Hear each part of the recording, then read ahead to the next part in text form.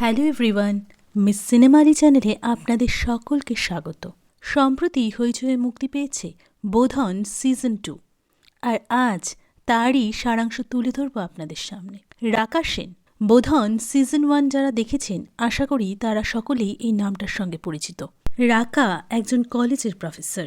গত 6 মাস হলেও রাকার বিয়ে হয়েছে রিজুর সঙ্গে। রিজু আগে টিএম ছিল, কিন্তু এখন সে প্রমোশন পেয়ে ডিস্ট্রিক্ট কমিশনার হয়েছে। রিজুকে চাকরি সূত্রে বেশিরভাগ সময়ই কলকাতার বাইরে থাকতে হয়, যার ফলে রাকা আর রিজুর 6 মাস বিয়ে হলেও এখনও পর্যন্ত হাতে গোনা কয়েকটা দিনই মাত্র তারা একসাথে কাটাতে পেরেছে। রিজুকে তার অফিস থেকে লিপিলপুর নামে একটি গ্রামের ব্রিজ তৈরির চুরি ইনভেস্টিগেশনের জন্য পাঠিয়েছে। তাই এবার রাকাও তার কলেজে ছুটি দেয় এবং রিজুর সাথে পাড়ি দেয় লিপিলপুরের উদ্দেশ্যে কয়েকটা দিন একসাথে সময় কাটানোর জন্য। লিপিলপুর যাওয়ার পথে জঙ্গলের পাশে তারা হঠাৎই গাড়ি থামায় এবং জঙ্গলের ভেতরে প্রবেশ করে জঙ্গলের শান্ত স্নিগ্ধ পরিবেশ উপভোগ করার জন্য, এবং সেখানে তারা দুজনে একটু রোম্যান্টিক হয়ে পড়ে। তখনই সুখেন ও তার দলবল সেখানে এসে উপস্থিত হয় এবং রাকা ও রিজুর সাথে অসভ্যতম করতে থাকে। রাকা আর রিজু ওদের অ্যাভয়েড করে সেখান থেকে চলে যায়, কিন্তু সুখেন ও তার দলবল ওদের ফলো করতে থাকে। সুখেন হল লিপিলপুরের পলিটিক্যাল প্রভাবশালী ব্যক্তি সত্যপ্রকাশের ছেলে, যে তার বাবার ক্ষমতার জোরে লিপিলপুর এলাকায় বিভিন্ন রকম বেআইনি কাজকর্ম করে থাকে। এরপর রাকা আর রিজু দুজনেই এসে পৌঁছায় লিপিলপুরের একটি সরকারি বাংলোতে।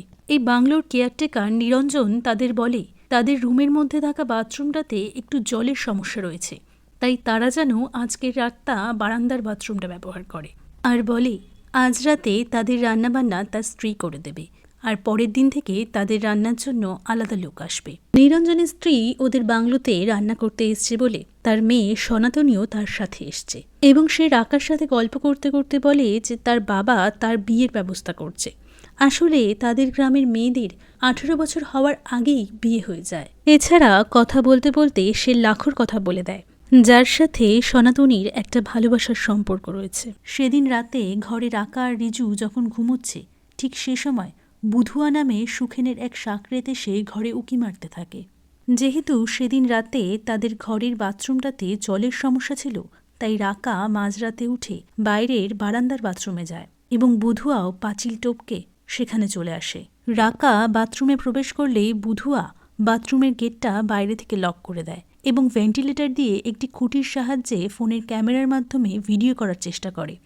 রাকা সেটা দেখতে পেয়ে চিৎকার করতে থাকে এবং বাথরুমের লাইটটা অফ করে দেয়, যাতে সে আর কোনো ভিডিও না করতে পারে। পরদিন সকালে পুলিশ আসে ইনভেস্টিগেশনের জন্য, কিন্তু খোদ পুলিশই রাকাকে এটা বোঝানোর চেষ্টা করে যে রাকার হয়তো কোথাও ভুল হচ্ছে। কিন্তু রাকা যখন কথাটা জোর দিয়ে বলে, তখন পুলিশ সেটাকে মেনে নিতে বাধ্য হয় এবং বলে যে 2 কনস্টেবলকে সেখানে সে দিয়ে যাবে 24 ঘন্টা পাহারা দেওয়ার জন্য। এরপরে সেখানে সুখেনের বাবা সত্যপ্রকাশ আসে এবং সে পুলিশকে শাসিয়ে বলে যে এটা সত্যপ্রকাশের এরিয়া, আর এই এরিয়ায় এইসব চলবে না, এবং তিনি রিজুকে বলে যে বাংলো পাহারা দেওয়ার জন্য প্রাইভেট গার্ডের ব্যবস্থা করছে। কিন্তু রিজু বলে না, সেসবের আর দরকার নেই। এরপর সত্যপ্রকাশ তার ছেলে সুখেন এবং তার দলবলকে রাকা এবং রিজুর সামনে ডেকে পাঠায় এবং আগের দিন তারা যে রাস্তায় অসভ্যতাম করেছে তার জন্য সে তার ছেলের হয়ে রিজু আর রাকার কাছে ক্ষমা চায়। তখন রিজু বলে থাক, এসবের আর দরকার নেই। তখন সত্যপ্রকাশ বলে আসলে আপনারা যে কে তা ওরা জানতো না, জন্যই এই অসভ্যতামগুলো করেছে। রাকা তখন প্রতিবাদ করে বলে ক্ষমাটা শুধুমাত্র ডেপুটি কমিশনারের পরিবারের জন্য, অন্য কারোর ক্ষেত্রে এই অসভ্যতামগুলো চলতে পারে, তাই তো? কিন্তু সত্যপ্রকাশ সেই কথাটা এড়িয়ে সেখান থেকে চলে যায়। এরপর রাকা একাই গাড়ি নিয়ে বেরিয়ে পড়ে গ্রামটা ঘুরে দেখার জন্য এবং ছোট্ট একটা বাজারে এসে উপস্থিত হয়, যেখানে হাতের কাজে বিভিন্ন কারিগরি জিনিসপত্র বিক্রি হচ্ছে। রাকা এগুলো দেখতে দেখতে একটা দোকানে এসে পৌঁছায়, যেখানে বিভিন্ন রকমের মূর্তি তৈরি হচ্ছে। সেখানে সে দেখতে পায় সনাতনীকে। সে একটি ছেলেকে ইশারা করে ডাকছে। রাকার বুঝে নিতে অসুবিধা হয় না যে এটাই লখা। এরপর সনাতনী লখাকে বলে সুখেন কয়েকদিন যাবৎ তার বাবাকে গুজুর গুজুর করে কিছু বলছে, আর তার বাবাও উঠে পড়ে লেগেছে তার বিয়ে দেওয়ার জন্য। লখা তখন বলে তুই এখন বাড়ি যা, আর বাড়ি গিয়ে একটু শোনার চেষ্টা কর সুখেন তোর বাবাকে কি বলছে। সনাতনী সেখান থেকে চলে যাওয়ার পর লখাকে সুখেনের গুন্ডারা ধাওয়া করে মারার উদ্দেশ্যে, কিন্তু রাস্তায় রাকা সেটা দেখতে পেয়ে লখাকে তার গাড়িতে তুলে নেয় এবং থানার উদ্দেশ্যে রওনা দেয়। এদিকে সুখেন তার জিপ নিয়ে এসে রাকাকে ধাওয়া করতে থাকে এবং সাইড দিয়ে রাকার গাড়িতে ধাক্কা দিয়ে রাকার অ্যাক্সিডেন্ট করানোর চেষ্টা করে। এরপর কোনো ক্রমে রাকা পুলিশ স্টেশন এসে পৌঁছায়। সেখানে আসার পর রাকা এফআইআর করতে গেলে পুলিশ বলে তার রেজিস্টারের খাতাটা শেষ হয়ে গেছে। আসলে সে সুখেনের বিরুদ্ধে কোনো এফআইআর নিতে চায় না। এরপর সুখেন রাকা এবং পুলিশের সামনে লকার গলা টিপে লকাকে শাসিয়ে বলে সনাতনীর সঙ্গে মেলামেশা না করতে। শেষমেশ পুলিশ এফআইআর না নিলে রাকা সুখেনের বিরুদ্ধে নর্মাল ডায়েরি করে আসে। বাড়ি ফিরে রিজু রাকাকে বোঝানোর চেষ্টা করে যে এই গ্রামের ঝামেলার মধ্যে না জড়াতে, কিন্তু রাকা বলে তার চোখের সামনে অন্যায় হলে সে সহ্য করবে না, প্রতিবাদ করবেই। এদিকে সুখেন যায় সনাতনীদের বাড়িতে এবং ওর বাবা মাকে বলে বুধুয়ার সাথে সনাতনীর বিয়ে দিতে। তার মা বাবা প্রথমে রাজি না হলেও সুখেন বলে তারা তাকে 50,000 টাকা দেবে। শেষমেশ 50,000 টাকা পাওয়ার লোভে সনাতনীর বাবা মা এই বিয়েতে রাজি হয়ে যায়। আসলে সুখেন মেয়ে পাচার চক্র চালায় আর সনাতনীকে সে পাচার করে দেওয়ার প্ল্যান করছে। এদিকে সুখেন রিজুকে ফোন করে হুমকি দিতে থাকে যে রাকা যেন তার এগেনস্টে করা রিপোর্টটা তুলে নেয়, কিন্তু রিজু তার কথায় গুরুত্ব না দিয়ে ফোনটা কেটে দেয়। এদিকে রাকা লখার কাছ থেকে জানতে পারে সনাতনী বাবা মা বুধুয়ার সাথে সনাতনীর বিয়ে ঠিক করেছে। রাকা সাথে সাথে চাইল্ড কেয়ার কমিশনে ফোন করে কমপ্লেন করে। চাইল্ড কেয়ার কমিশন থেকে লোক আসলে সনাতনীর মা বাবা এই বিয়ের ব্যাপারটা সম্পূর্ণ অস্বীকার করে। সনাতনী প্রথমে ঘাবড়ে গেলেও শেষমেশ সে সত্যি কথা বলে। সে বলে তার বাবা মা জোর করে তাকে বিয়ে দিচ্ছে, কিন্তু সে পড়াশোনা করতে চায়। চাইল্ড কেয়ার কমিশন থেকে একটি মুচলেখায় সনাতনীর বাবা টিপসই নেয় আর বলে 18 বছরের আগে এই মেয়ের বিয়ে দিলে তার জেল হবে। এই ঘটনায় রাকার ওপর ভীষণ রেগে যায় সুখেন। এরপর একটি বৃষ্টির রাতে রাকার গাড়ির টায়ার পাঞ্চার হয়ে গেলে সেখানে সুখেন এবং তার সাকরেতরা এসে রাকার সাথে অসভ্যতাম করতে থাকে। ঠিক সেই সময় রিজু রাকাকে ফোন করলে তখন ওরা ভয়তে সেখান থেকে চলে যায়। এই বিষয়টা রাকার কাছে একটা ট্রমায় পরিণত হয়। রাকার সাথে ঘটে যাওয়া ঘটনাটা সত্যপ্রকাশের কানে আসে। সত্যপ্রকাশ তার ছেলেকে ডেকে এনে সপাটে চড় মারে আর সে বলে রিজু সান্যাল হয়তো ব্রিজের কাজের চুরি ইনভেস্টিগেশনের জন্য এসছে, তাই তাদের সাথে কোনো রকম খারাপ ব্যবহার করা যাবে না। যদি একটা কমপ্লেন করে দেয় তাহলে পরে তার সমস্ত ক্ষমতাই ধূলিসাৎ হয়ে যাবে। তাই তাদের সন্তুষ্ট করার জন্য সত্যপ্রকাশের জন্মদিনে তাদের আমন্ত্রণ করার কথা বলে। এদিকে রাকার রিজুর বাংলোতে হঠাৎই রাকার মা বাবা এসে উপস্থিত হয়। এরপর রাকা তাদের নিয়ে ঘুরতে বেরোয় সেই গ্রামের বাজারটিতে। বাজারে গিয়ে তারা যখন কেনাকাটা করছে সেখানে হঠাৎই দেখতে পায় লখাকে। রাকা তখন লখার বাড়িতে যায়। সেখানে উপস্থিত ছিল তার বন্ধু মাইকেল।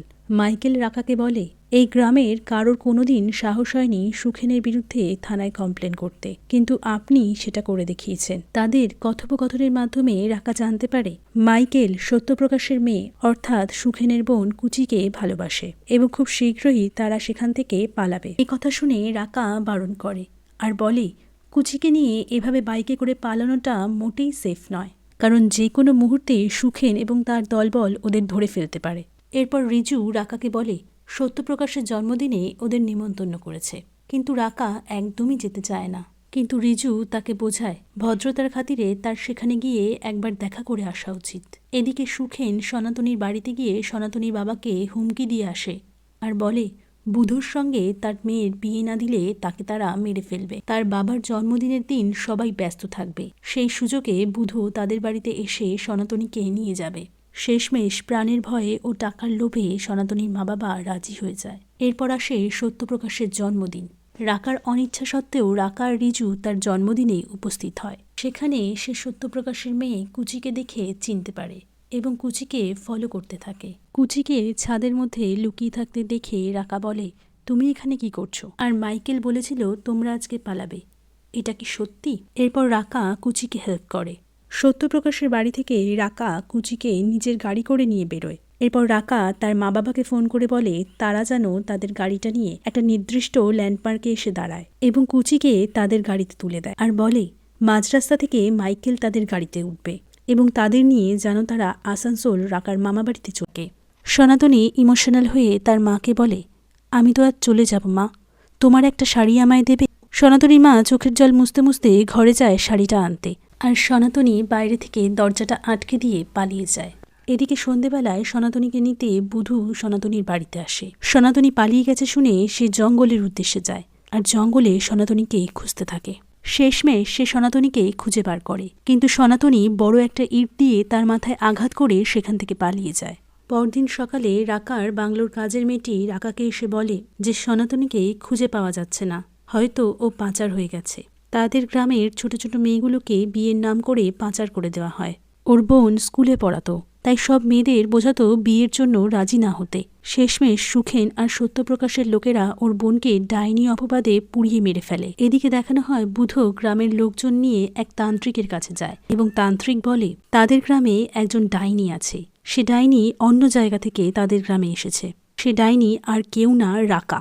এ কথা শুনে সত্যপ্রকাশের লোকজন গ্রামের লোকজন জড়ো করে বাংলোতে এসে হামলা করে আর বলে রাকা একজন ডাইনি। রাকাই সনাতনীকে তার কাছে ধরে নিয়ে এসেছে।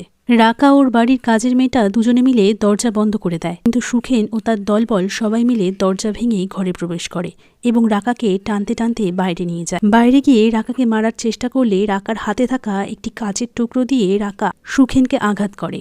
সুখেন তখন বলে ওঠে ডাইনি ভীষণ শক্তিশালী হয়ে গেছে, ওর ক্ষমতা দেখাচ্ছে। সুখেন যখন রাকাকে মারতে যায় তখন সনাতনী সেখানে এসে উপস্থিত হয় এবং সুখেনের মাথায় লাঠি দিয়ে আঘাত করে আর বলে দিদি আমাকে ধরে নিয়ে আসেনি, আমি দিদির কাছে সাহায্যের জন্য এসেছি, কারণ আমি জানি আমাকে বাঁচাতে একমাত্র দিদিই পারবে। এরপর সুখেন সনাতনীকে মারতে গেলে রাকা বাধা দেয়। সুখেন রাকার হাতে থাকা কাঁচের টুকরোটা এমনভাবে চেপে ধরে যে রাকার হাত দিয়ে গলগলিয়ে রক্ত বেরোতে থাকে। সেই মুহূর্তে সেখানে রিজু পুলিশ নিয়ে এসে উপস্থিত হয় এবং সুখেনকে ধরে নিয়ে যায়। এরপর রাকা সনাতনীর মা বাবাকে বোঝায় তোমার মেয়েকে ওরা বিয়ের নাম করে বাইরে নিয়ে গিয়ে পাচার করে দিত, তোমরা তো তোমার মেয়েকে স্কুলে পাঠাতে পড়াতে, তোমরা জানো না সুখেনের হাতে ছেড়ে দিলে তোমার মেয়ের কি অবস্থা হতো। কয়েকটা টাকার জন্য নিজের মেয়েকে এভাবে ছেড়ে দিচ্ছিলে। পরদিন আসে দেবী বোধনের সময়। রাকা আর রিজু সেদিন বাড়ি ফিরে যাচ্ছে। লকা রিজুকে বলে মাইকেল আমায় বলেছিল আপনি কিসের ইনভেস্টিগেশনের জন্য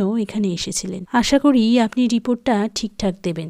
ওই ব্রিজ ভেঙে 32 জন মারা গিয়েছিল। রিজু ওর কাঁধে হাত রেখে আশ্বাস দেয়। রাকা সনাতনীকে বলে চলি, যদি কোনোদিন মনে হয় শহরে আসবে একটা ফোন করো, আমি ব্যবস্থা করে দেব। সনাতনী বলে যে না, আমি শহরে যাব না, আমরা এখানে একটা দল করব, গ্রামের মেয়েদের এই সুখেনের হাত থেকে রক্ষা করব। এরপর রাকা আর রিজু শহরে চলে আসে। আশা করি তোমাদের এই ভিডিওটা ভালো লেগেছে। আবার দেখা হবে অন্য কোনো ভিডিও নিয়ে। ততক্ষণের জন্য গল্প শুনুন, গল্প শোনা।